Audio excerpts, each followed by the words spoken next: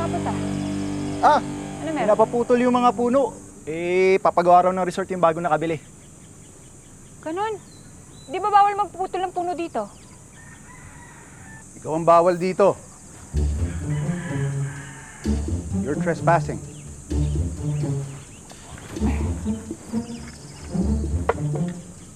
Trespassing in my heart. Sino tong baliw na to? Engineer Migs Olivares.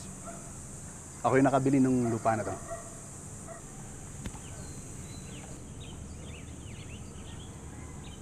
Angel Salamanca. Ako may-ari nung sagingan malapit dito. Angel, you wanna go out with me? Ha? Go out? As in date? Ganon?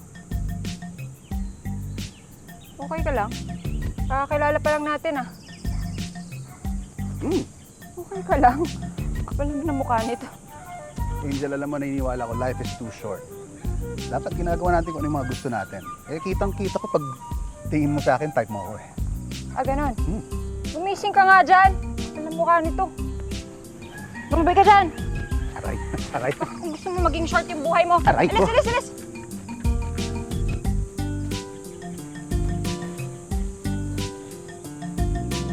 I like her.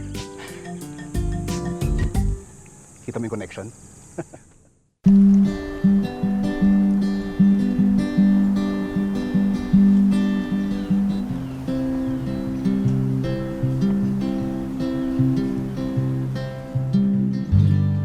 Evitar que las sombras vengan. Evitar que las sombras vengan. Evitar que las sombras vengan. Evitar que las sombras vengan. Ano na namang eme yan, Mang? Evitar. Anak, ito ang dahon ng alagaw. Ito ang pangtaboy sa mga sombra dahil nararamdaman ko ang spirito nila dito. Nagagalit sila. Ano na namang sombra yan? Di ba sila yung mga nilalang na nakatira sa kabundukan? Sila yung mga laman lupa na kayang maghasik ng karimlan. Dahil pinuputol ang mga puno sa kagubatan na tirahan nila. Kaya ayan, lalo silang nagagalit. Ay, nako, Mamang. Gutom lang yan. Mabuti pa, Mang, magluto ka ng tanghalian para makakain na tayo. Alam mo ba, anak? Kung sino man ang nag-utos na putulin ng mga puno, nanganganib ang buhay.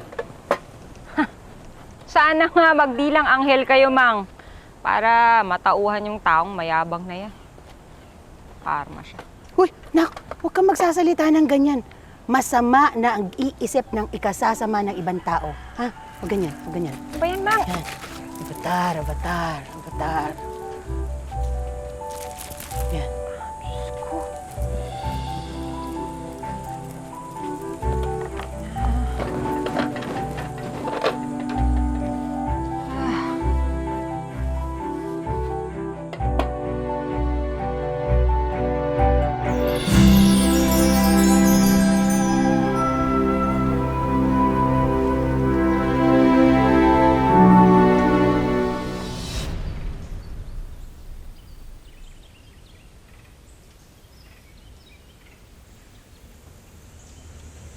Ano yan?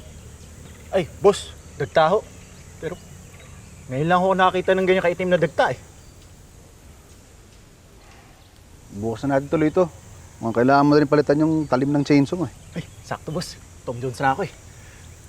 Actually ako rin. Ano ba specialty nyo dito? Ha? Alam ko. Sige, dito. Ha?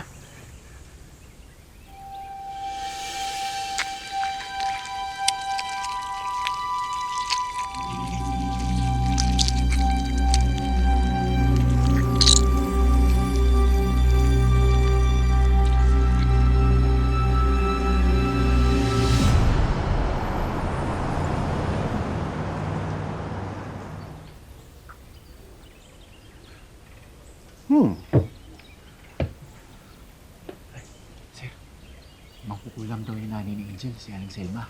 Kaya ang sabi-sabi, yung mga banana pandesal na yan, nilalagyan nila ng gayuma, kaya patok na patok sa trokyano. Interesting. Tao po!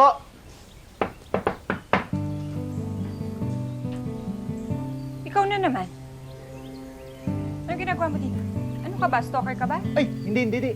Bibili kami ni Sir nung sikat mong banana pandesal. Diba masarap? Pahiya. Sino itong gwapo mong bisita, anak? Gwapo? Saan banda? Gwapo ba yan?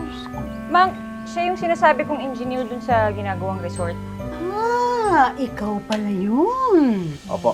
So, anong ganap? Anong gusto niyo? Gusto ko magstay dito. Kailangan ko ng kwarto eh. Ha? Ano kami? Fully book kami. Wala, hindi pwede. Anak, oo naman, syempre, pwede. Welcome na welcome ka dito at dahil dyan, Mang, Opo. bibigyan kita ng Mama. welcome bread. Mang, Ito ang bigyan specialty ng namin. tinapay. Thank you po. Yan. Kain Bait. lang yung ngayon. Ako po. Masarap. Magre-renta ka rin? Siya po bibili.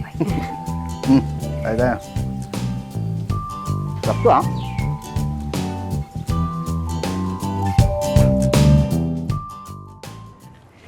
Sige, maiwan na kita dyan, ha? Thank you po.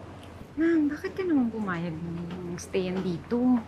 Anak, kapag mas mabait ka sa tao, mas madali silang pakiusapan. Migs, baka naman pwedeng makiusap na huwag niyo nang putulin yung mga puno sa gubat. Mang. Kasi hindi mo alam, may mga nakatira kasi sa kagubatan na mga lamang lupa at ang tawag sa kanila sombra. Masama silang magalit. Sombra. Hindi, wala. Wala yun. Ano lang niya yun. Guni-guni niya lang yun. Totoo nga sila na. Ay, sorry po. Lumalabas sila kapag nawawala ang sinag ng buwan. At kapag ka nagalit naman sila, kayang-kaya nilang padilimin ang buong mundo. Hindi po kasi ako niniwala sa mga ganyan eh. Kailangan ko po siguro ng pruweba. Pareho kami ni Angel. Diba?